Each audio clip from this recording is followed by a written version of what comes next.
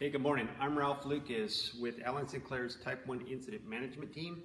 I work for the operations section. It is Tuesday, September 15th, and here is today's update.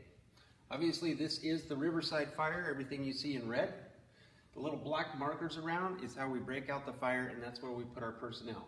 Today we're broken into 3 branches, a branch 1, a branch 2, and a branch 3. Within those branches, we have 8 divisions. Within those divisions, we have personnel and resources. So that's our firefighters, our hotshot crews, our fire engines, and overhead support personnel.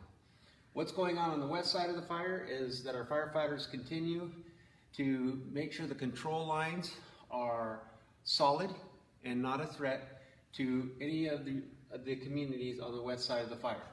On the northeast side of the fire, fire crews are preparing and starting to move out and create control lines through the forest so that we can stop this fire in the future.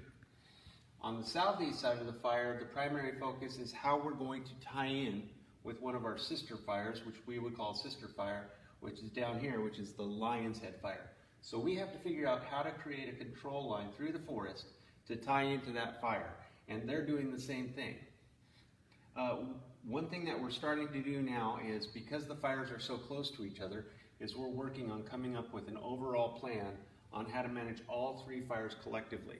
And what's good about that is that when we work regionally, we can put resources in priority areas and kind of share things for a common solid goal.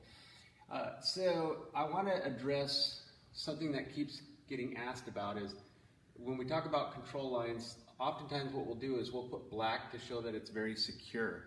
Just because we don't have black on the map doesn't mean we're not doing hard work.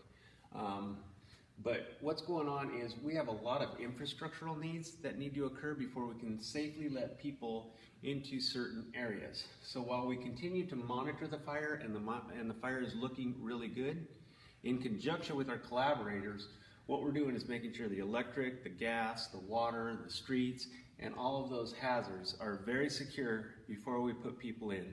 And we also have to make sure that we don't have any fire escape our control lines. Just because we have a good control line doesn't mean something that a quarter mile back out into the forest, a spark couldn't fly up over our control line and start a new fire outside.